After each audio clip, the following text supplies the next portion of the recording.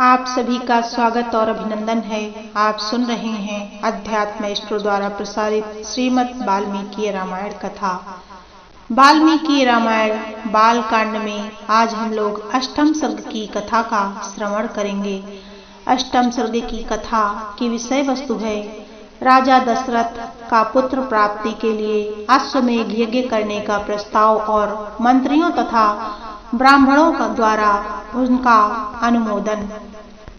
अष्टम सर्गः तस्य चैवं प्रभावस्य धर्मज्ञस्य महात्मनः सुतार्थे तप्यमानस्य नासीद वंशकरः सुतः। संपूर्ण धर्मों को जानने वाले महात्मा राजा दशरथ ऐसे प्रभावशाली होते हुए भी पुत्र के लिए सदा चिंतित रहते थे।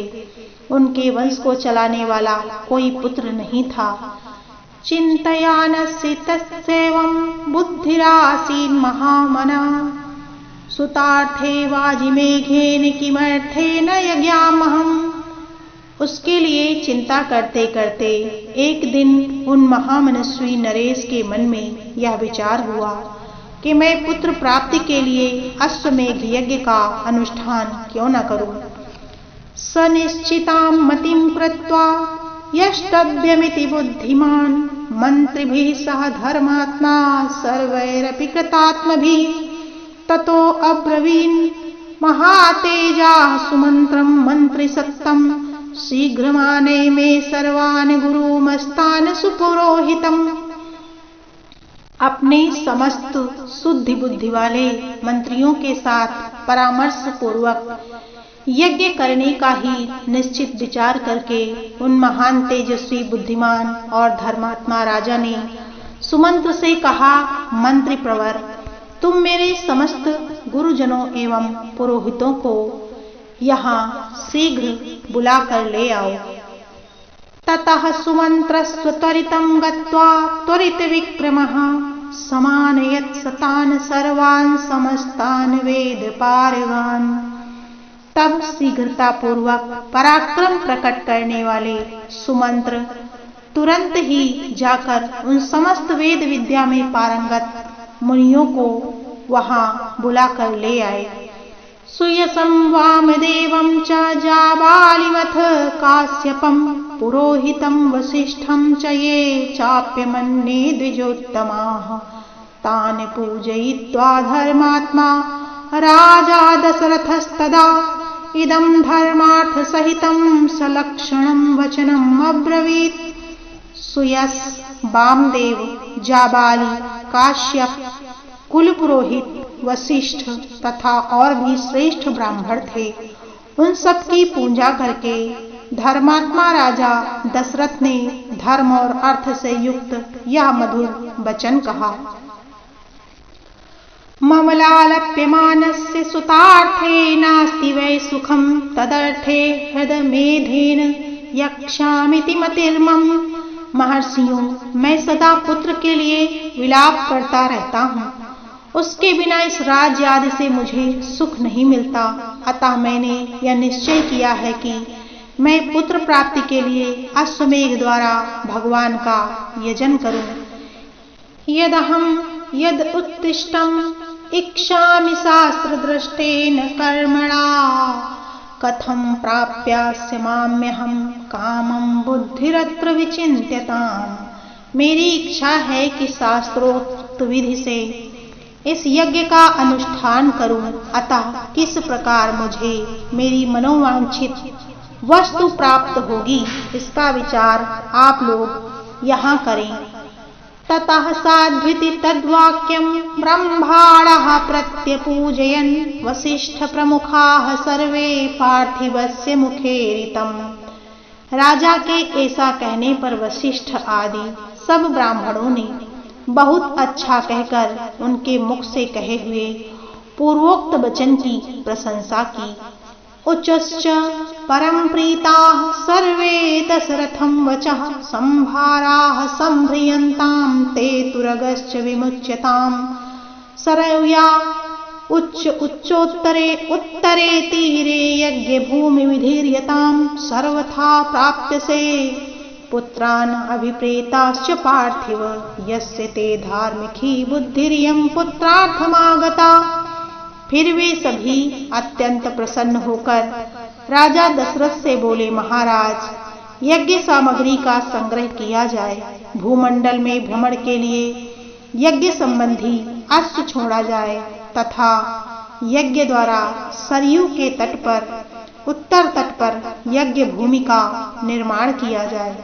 तुम यज्ञ द्वारा सर्वथा अपनी इच्छा के अनुरूप पुत्र प्राप्त कर लोगे, क्योंकि पुत्र के लिए तुम्हारे हृदय में ऐसी धार्मिक बुद्धि का उदय हुआ है। तत्संतुष्टो अभवत् राजा सूत्रये तद्विज भासिताम् आमात्यानब्रवीत् राजा हर्ष व्याकुललोचनः संभाराः संभ्रियन्तां मे गुरुणां वचनादिः समर्थाधितिष्ठत अश्वाश्वः सोपानाद्यो विमुच्यताम् सरय्या उच्चोत्तरे उत्तरे तीरे यज्ञ भूमि विधीर्यताम् शान्तयश्चापि वर्धयन्ताम् यथा कल्पं यथा विधि शक्यः प्राप्तुमयं यज्ञः सर्वेणापि महीक्षिता नापराधो भवेत् कष्टो यद्यस्मिन् क्रतुसप्तमे छिद्रं हि मृग्यन्ते अस्म विद्वांसो ब्रह्मराक्षसा। ब्राह्मणों का यह कथन सुनकर राजा बहुत संतुष्ट हुए। हर्ष से उनके नेत्र चंचल हो गए। वे अपने मंत्रियों से बोले, गुरुजनों की आज्ञा के अनुसार यज्ञ की सामग्री यहाँ एकत्र की जाए। शक्तिशाली वीरों के संरक्षण में उपाध्याय सहित अश्व को छोड़ा जाए। सरयू के उत्तर तट पर यज्ञ भूमि का निर्माण हो। शास्त्रोक्त विधि के अनुसार क्रमशः शांति कर्म का विस्तार किया जाए, जिससे विघ्नों का निवारण हो सके। यदि इस श्रेष्ठ यज्ञ में कष्टप्रद अपराध बन जाने का भय न हो तो सभी राजा इसका संपादन कर सकते हैं, परंतु ऐसा होना कठिन है, क्योंकि विद्वान ब्रह्मराक्षस यज्ञ में विघ्न डालने के लिए छिद्र ढूंढा करते हैं। विधिहीनस्य यज्ञस्य सद्यः कर्ता विनश्यति तद्यथा विधि पूर्वे मे कृतरेषु समाप्यते तथा विद्यानं विधानं क्रियतां समर्थाः साधनेष्यति। विधिहीन यज्ञ का अनुष्ठान करने वाला यजमान तत्काल नष्ट हो जाता है, अतः मेरा यह यज्ञ जिस प्रकार विधि पूर्वक संपन्न हो सके वैसा उपाय किया जाए। तुम सब लोग ऐसा साधन प्रस्तुत करने में समर्थ हो। तथेति चा अब्रुवन् सर्वे मंत्रिणः प्रतिपूजिताः पार्थिवेन्द्रस्य तद्वाक्यं यथा पूर्वे निशम्यते। राजा के द्वारा सम्मानित हुए समस्त मंत्री पूर्ववत उनके वचनों को सुनकर बोले, बहुत अच्छा, ऐसा ही होगा।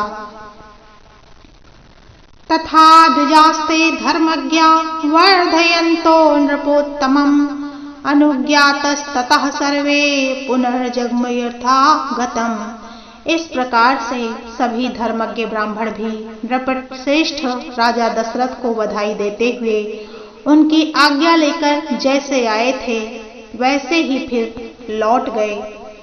विसर्जयित्वा तान् विप्रान् सचिवाय आदि अब्रवीत् ऋत्विज वाग्भिरूपं संतिष्टो यथावत क्रतु राप्यताम्। उन ब्राह्मणों को विदा करके राजा ने मंत्रियों से कहा, पुरोहितों के उपदेश के अनुसार इस यज्ञ को विधिवत पूर्ण करना चाहिए। इत्युक्ता नृप साधूर्लः सचिवान् समुपस्थितान् विसर्जयित्वा स्वं वेशं प्रविवेश महामतिः। वहां उपस्थित सब मंत्रियों ने ऐसा कहकर राजा परम बुद्धिमान नृपश्रेष्ठ दशरथ उन्हें विदा करके अपने महल को चले गए। ततः स गत्वा ताः पत्नी नरेन्द्रो हृदयंगमाः उवाच दीक्षां विशत यच्छे अहं सुतकारणात्। वहां जाकर नरेश ने अपनी प्यारी पत्नियों से कहा, देवियों दीक्षा ग्रहण करो, मैं पुत्र के लिए यज्ञ करूंगा। तासां तेनातिकान्तेन वचनेन सुवर्चसां मुखपद्मासन शोभन्त पद्मानीव हिमात्यये। उस मनोहर वचन से उन सुंदर कांति वाली रानियों के मुख कमल वसंत ऋतु में विकसित होने वाले पंकजों के समान खिल उठे और अत्यंत शोभा को पाने लगे। इति श्री इत्यार्षे श्रीमद् रामायणे वाल्मीकिये आदिकाव्ये बालकांडे अष्टम सर्गः। इस प्रकार श्री वाल्मीकि निर्मित आर्ष रामायण आदि काव्य के बालकांड में 8वां सर्ग पूरा हुआ।